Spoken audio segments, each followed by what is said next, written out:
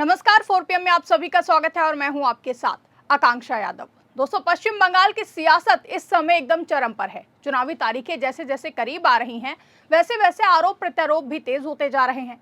सत्ता में काबिज सीएम ममता बनर्जी और उनकी पार्टी तृणमूल कांग्रेस लगातार केंद्र की भारतीय जनता पार्टी पर हमलावर है, तो वहीं दूसरी ओर प्रधानमंत्री नरेंद्र मोदी और केंद्रीय गृह मंत्री अमित शाह के नेतृत्व में बीजेपी बंगाल में सत्ता परिवर्तन का दावा कर रही है।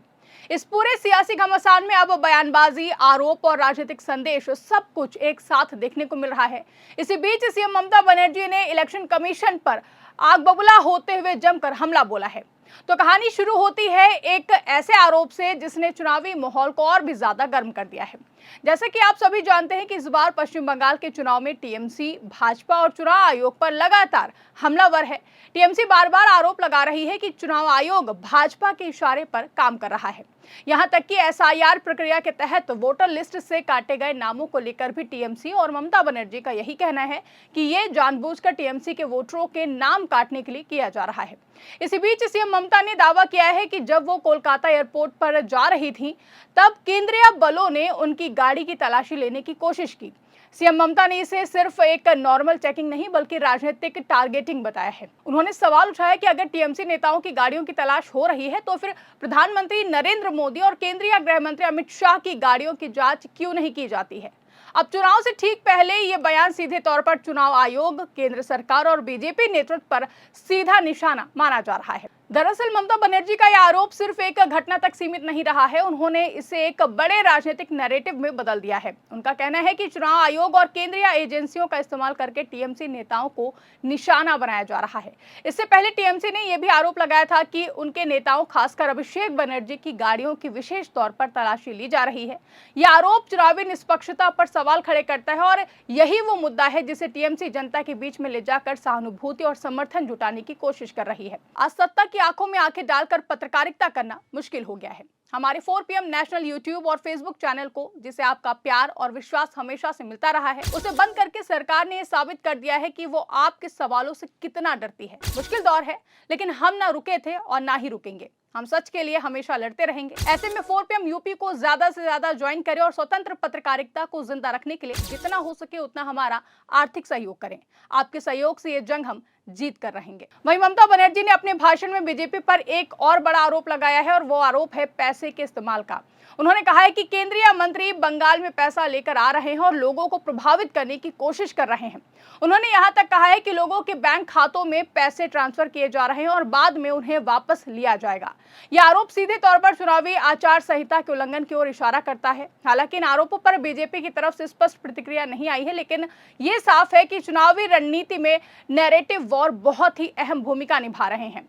इसी नैरेटिव वॉर का दूसरा पहलू सामने आता है टीएमसी सांसद सायोनी घोष के बयान से। दरअसल आगामी चुनाव को लेकर बीजेपी के तमाम बड़े बड़े नेता पश्चिम बंगाल में दौरे के लिए जा रहे हैं।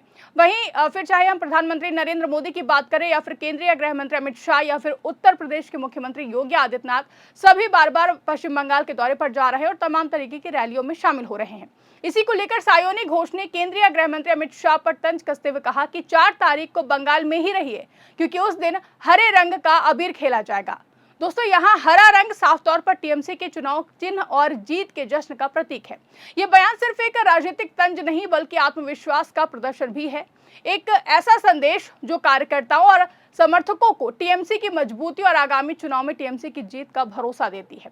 सायोनी घोष का अंदाज भी इस चुनाव में चर्चा का विषय बना हुआ है, जहां उन्होंने अपने भाषण में गीत और शायरी का इस्तेमाल किया, जिससे जनसभा में मौजूद लोगों के बीच एक अलग ही एनर्जी देखने को मिली है।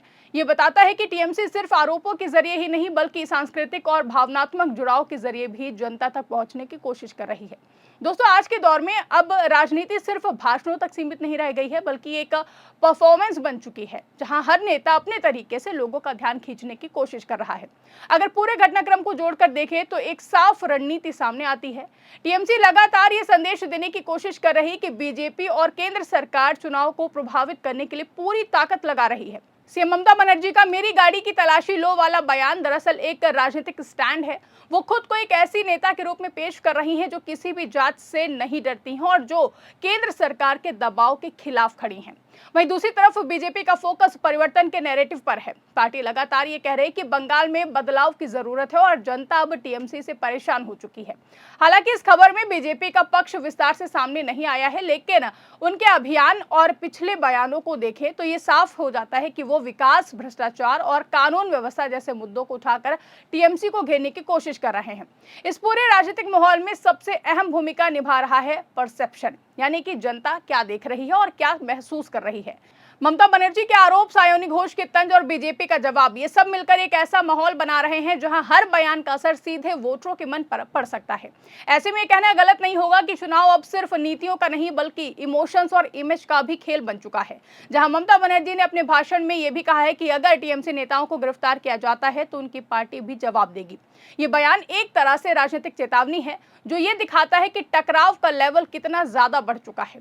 इसके साथ ही उन्होंने केंद्रीय बलों पर भी सवाल उठाए हैं और कहा है कि अगर वो वोटिंग में बाधा डालते हैं तो लोग शिकायत कर सकते हैं और ये सीधे तौर पर चुनावी प्रक्रिया की निष्पक्षता पर सवाल उठाने की कोशिश है।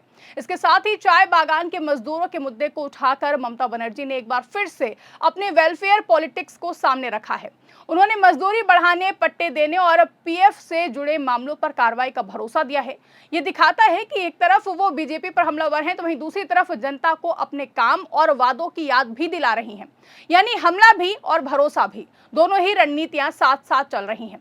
अब अगर इस पूरे घटनाक्रम को एक लाइन में समझें तो ये साफ है कि पश्चिम बंगाल का चुनाव सिर्फ सीटों की लड़ाई नहीं है बल्कि नैरेटिव की लड़ाई है, जहां टीएमसी का फोकस ये दिखाने पर है कि केंद्र सरकार और बीजेपी लोकतांत्रिक प्रक्रिया को प्रभावित कर रही हैं, जबकि बीजेपी ये साबित करने में लगी है कि बदलाव जरूरी है और वो बदलाव वही ला सकती है।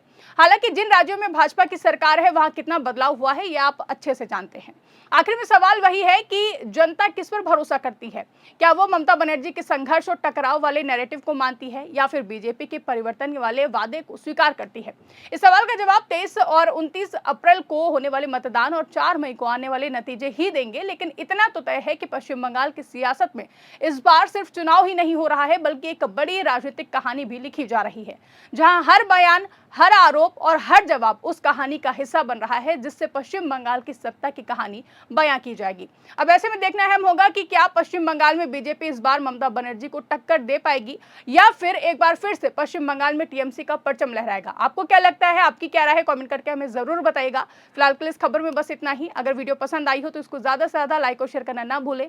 हमारे चैनल पर नए हैं तो चैनल को सब्सक्राइब जरूर कर ले और देखते रहिए 4 PM न्यूज नेटवर्क।